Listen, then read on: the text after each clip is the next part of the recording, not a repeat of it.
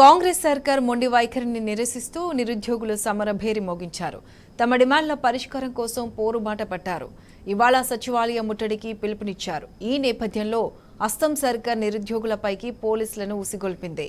OU మొదలుకుని RTC cross roads, Dilsukh నగర్తో పాటు పలు ప్రాంతాల్లో విద్యార్థి నేతలను పోలీసులు అక్రమంగా అరెస్ట్ చేశారు.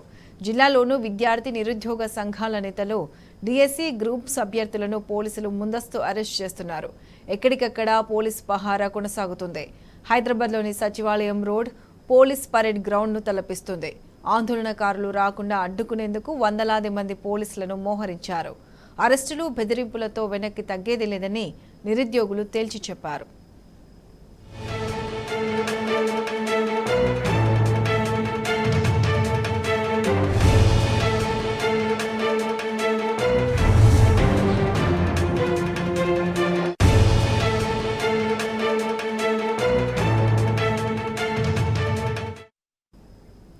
ఇదే అంశానికి సంబంధించి పూర్తి అప్డేట్స్ మా ప్రతినిధి లివిల్ లైవ్ లో అందిస్తారు. లివిల్, చెప్పండి, మొత్తానికి సచివాలయం ముట్టడికి రాకుండా నిరుద్యోగులను పోలీసులు అడ్డుకుంటున్నారు. అయితే దీనిపై నిరుద్యోగులు ఏ విధంగా స్పందిస్తున్నారు? ఇవాళ గత 10 రోజులుగా నిరుద్యోగులు పెద్ద ఎత్తున నిరసన కార్యక్రమాలు చేపడుతున్నారు. ఏదైతే కాంగ్రెస్ పార్టీ ప్రతిపక్షంలో ఉన్నప్పుడు ఇచ్చిన హామీలు అమలు చేయాలని చెప్పేసి నిరసనలు చెప్తున్నారు. నిరసనలు తెలిపే క్రమంలో ప్రభుత్వం నుంచి కనీసం కూడా స్పందన లేకపోవడంతో వారు పోరాటాలు మరింత ఉధృతం చేశారు. అంతేకాకుండా ఇటు కాంగ్రెస్ ప్రభుత్వానికి చెందిన మంత్రులు కావచ్చు, ముఖ్యమంత్రి కావచ్చు, నిరుద్యోగుల్ని అవహేళన చేస్తూ మాట్లాడిన మాటల పట్ల కూడా వారు పెద్ద ఎత్తున స్పందిస్తున్నారు.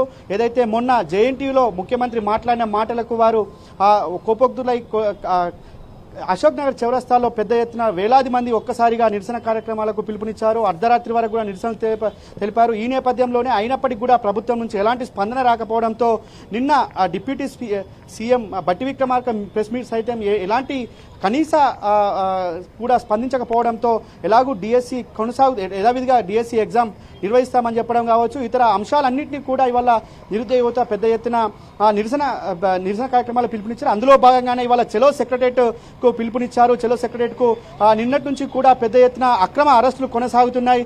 ఎవరైతే డిఎస్సి అభ్యర్థులు కావచ్చు, ఇటు గ్రూప్ 1, గ్రూప్ 2, గ్రూప్ 3 పోస్టులకు సంబంధించి ఎవరైతే అప్లై చేశారో వారందరినీ కూడా హౌస్ అరెస్ట్ చేస్తున్న పరిస్థితి వల్ల రాష్ట్రంలో దాపురించింది. అంతేకాకుండా ఇవాళ సెక్రటరియట్లో గత 10 సంవత్సరాల్లో ఎన్నడూ లేని విధంగా దాదాపు వందలాది వాహనాలు, పోలీస్ వాహనాల పహారాలో ఉన్నాయంటే ఇది నాటి ఉద్యమ కాలం నాటి గుర్తులను మరోసారి గుర్తు చేసుకోవాల్సిన అవసరం ఉంది. తెలంగాణ ఉద్యమంలో ఏ విధంగా అయితే అక్రమంగా అరెస్ట్ చేసి ఉద్యమాన్ని ఏ విధంగా అయితే తొక్కాలని చూశారో అదేవిధంగా ఇవాళ మరోసారి కూడా ఉద్యమాన్ని అణిచివేసే కుట్రలో భాగంగానే ఇవాళ పెద్ద ఎత్తున కూడా ఇక్కడ వందలాది వాహనాలు ఇక్కడ చేరుకున్నాయి. పోలీసులంతా కూడా ఎక్కడికక్కడ బారికేడ్స్తో భద్రత పర్యవేక్షిస్తుంది. అంతేకాకుండా నిన్నటి నుంచే పెద్ద ఎత్తున అక్రమంగా అరెస్టులు చేస్తున్నారు, హౌస్ అరెస్ట్ చేస్తున్నారు. ఇటు ఉస్మానియా యూనివర్సిటీలో సైతం నిన్న ఉదయం నుంచి కూడా పెద్ద ఎత్తున పోలీసులు వారి గదుల్లోకి వెళ్లి అక్రమంగా అరెస్ట్ చేసి వారిని పోలీస్ స్టేషన్లో బంధించిన పరిస్థితి కనిపిస్తుంది. తెలంగాణ ఉద్యమంలో సైతం ఇదే విధంగా వివరించిన నాటి కాంగ్రెస్ ప్రభుత్వం ఇవాళ మళ్లీ కాంగ్రెస్ ప్రభుత్వం రావడమే మాకు శాపంలా మారిందని చెప్పేసి తెలంగాణ నిరుద్యోగ యువతంతా కూడా చెప్పుకుంటున్న పరిస్థితి కనిపిస్తుంది. ఈ నేపథ్యంలో ఇప్పటికైనా ప్రభుత్వం తన మొండి వైఖరి వీడి మాతో వారు ఇచ్చిన హామీలు మాత్రమే మేము అమలు చేయాలని చెప్తున్నాం, అంతకు మించి మేము గొంతమ కోరికలు కోరట్లేదని చెప్పేసి కూడా నిరుద్యోగ యువత అంతా చెప్తున్నారు. ఇటు ఉస్మానియా యూనివర్సిటీ నుంచి మొదలుకుంటే ప్రతి జిల్లాలో అలంపూర్ నుంచి ఆదిలాబాద్ వరకు, ఇక్కడ ఏదైతే కాగజ్నగర్ నుంచి ఇటు ఖమ్మం వరకు ఎక్కడ చూసినా నిరుద్యోగ యువతను అణగదొక్కే ప్రయత్నమే పోలీసులు కొనసాగిస్తున్నారు. వారికి ప్రభుత్వ ఆదేశాలతోనే స్పష్టంగా నిరుద్యోగులను ఎక్కడికక్కడ అక్రమ అరెస్ట్ చేస్తున్నారని చెప్పేసి కూడా నిరుద్యోగ యువత అంతా కూడా చెప్తున్నారు. నాడు మమ్మల్ని ఓట్ల కోసం వాడుకున్నారు, ఇవాళ కనీసం మేము అడిగితే మా ఓటుతో గెలిచిన ప్రభుత్వం కాంగ్రెస్ ప్రభుత్వం ప్రజాపాలన చెప్పుకోవడం ప్రశ్నిస్తే నేరం అన్నట్లు ఇవాళ కాంగ్రెస్ ప్రభుత్వం వ్యవహరిస్తుందని చెప్పేసి కూడా వారంతా మండిపడుతున్నారు. ఇవాళ ఎక్కడ చూసినా నిర్బంధాల పాలన కొనసాగుతుంది. మేము కంచెలు తీసేసినాం, గడిలు బద్దలు కొట్టినామని చెప్పేసిన కాంగ్రెస్ ప్రభుత్వం ఇవాళ ఎక్కడ చూసినా అడుగడుగున కంచెలతో పహారా కాస్తున్న పరిస్థితి ఎందుకు వచ్చిందని చెప్పేసి కూడా నిరుద్యోగ యువత అంతా ఇవాళ ప్రశ్నిస్తుంది.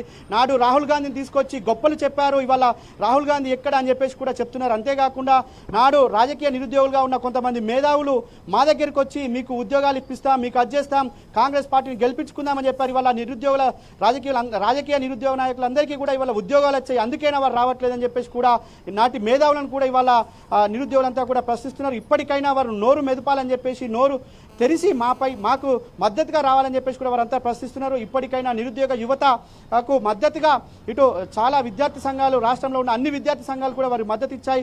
విద్యార్థి సంఘ నాయకులను కూడా ఎక్కడికక్కడ హౌస్ అరెస్ట్ చేస్తున్న పరిస్థితి కనిపిస్తుంది. నాటి ఉద్యమం, నాటి జ్ఞాపకాలను మరోసారి గుర్తు చేసుకునే విధంగా ఇవాళ కాంగ్రెస్ ప్రభుత్వ పాలన కొనసాగుతుంది అనడానికి ఒకటే నిదర్శనం అని చెప్పేసి కూడా విద్యావేత్తలు, ఇటు మేధావులు చెప్తున్న పరిస్థితి కనిపిస్తుంది. ఇప్పటికైనా ప్రభుత్వం తన మొండి వైఖరి వీడాలని చెప్పేసి చెప్తున్నారు. అంతేకాకుండా నాడు ఏదైతే కాంగ్రెస్ పార్టీగా చెప్పారో ఆ హామీలను అమలు చేయాలని చెప్తున్నాం.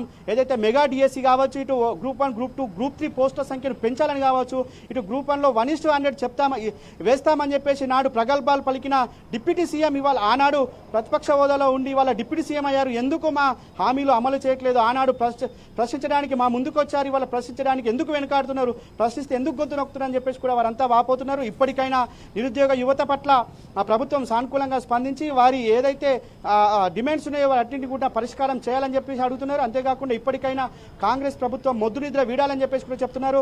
అంతేకాకుండా ఇటు చులకన చేసి విద్యార్థులను, నిరుద్యోగ యువతను చులకన చేసి మాట్లాడడం ఎంతవరకు కరెక్ట్ అని చెప్పేసి కూడా ఇవాళ నిరుద్యోగ యువత అంతా కూడా ప్రశ్నిస్తున్న పరిస్థితి కనిపిస్తుంది. ఇప్పటికైనా మంత్రులు కావచ్చు, ముఖ్యమంత్రి కావచ్చు, నాడు ప్రతిపక్షంలో ఏ విధంగా అయితే మాతో వ్యవహరించారో ఇప్పుడు కూడా అదే విధంగా వ్యవహరించాలని చెప్పేసి కూడా వారంతా కోరుతున్న పరిస్థితి కనిపిస్తుంది. అర్ధరాత్రి వరకు ఆడపిల్లను చూడకుండా అరెస్ట్ చేసి అక్రమంగా ఒక కళాశాలలో ఉంచి ఆనాడు కూడా ఇబ్బందులు గురి చేశారు. ఇవాళ కూడా అదే కొనసాగుతుందని చెప్పేసి కూడా నిరుద్యోగ యువత అంతా చెప్తున్నారు. ఇప్పటికే పెద్ద ఎత్తున చెలో సెక్రటరీని విజయవంతం చేస్తామని చెప్తున్నారు. విద్యార్థి నాయకులంతా కూడా ఇప్పటికే అవసరం చేసినప్పటికీ కూడా మా ఉద్యమం ఆపేది లేదు, నిరుద్యోగులకు మాకు న్యాయం జరిగే వరకు కూడా మేము పోరాటం చేస్తామని చెప్తున్న పరిస్థితి కనిపిస్తుంది. ఇటు ఎక్కడ చూసుకున్న పోలీసు వాహనాల పహారాలో సెక్రటరేట్ ఉందని మాత్రం ఖచ్చితంగా చెప్పక తప్పదు. ఎందుకంటే గత ఉద్యమంలో ఏ విధంగా అయితే ముళ్ళ కంచెలతో సెక్రటరేట్కి వచ్చేవారో ఇవాళ కూడా అదే పరిస్థితి ఉంది. సెక్రటరీకి వచ్చే ప్రతి ఒక్కరిని కూడా క్షుణ్ణంగా తనిఖీలు చేసిన తర్వాతే సెక్రటరేట్ లోపలికి అనుమతిస్తున్నారు. సెక్రటరేట్ ఒక్కటేగా సెక్రటరేట్ పరిసర ప్రాంతాలు ఎక్కడ కూడా పోలీస్ పహారా లేకుండా లేదు. ప్రతి అడుగడుగునా పోలీస్ పహారా ఉంది, అడుగడుగునా పోలీస్ నిర్బంధం ఉంది. వాళ్ళ పోలీసులు ఆనాడు పోలీసులు తెలంగాణ ఉద్యమం ఏ విధంగా అయితే ఉద్యమాన్ని అణచేందుకు కుట్రలు పన్నారో నేడు ప్రభుత్వం ఆధ్వర్యంలో అదే విధంగా కూడా కుట్రలు పన్నేందుకు పూనుకున్నారని చెప్పేసి కూడా నిరుద్యోగ యువత అంతా కూడా డిమాండ్ చేస్తున్న పరిస్థితి. ఎట్టి పరిస్థితుల్లో మేము చెలో సెక్రటరీని విజయవంతం చేసి తీరుతామని చెప్పేసి నిరుద్యోగ యువత చెప్తుంది. ఖచ్చితంగా ప్రభుత్వం ఇప్పటికైనా దిగి రావాలని చెప్పేసి కూడా వారంతా చెలో సెక్రటరీకు పిలుపునిచ్చారు. ప్రతిష లివిల్ చెప్పండి, ఒక పక్క రాష్ట్ర వ్యాప్తంగా వివిధ జిల్లాల్లో కూడా నిరుద్యోగులను అరెస్ట్ చేయడం జరుగుతుంది, కొంతమందిని మరికొంతమందిని హౌస్ అరెస్ట్ చేయడం జరుగుతుంది. అంటే మనం వీటిని ఏ విధంగా చూడవచ్చు అంటారు?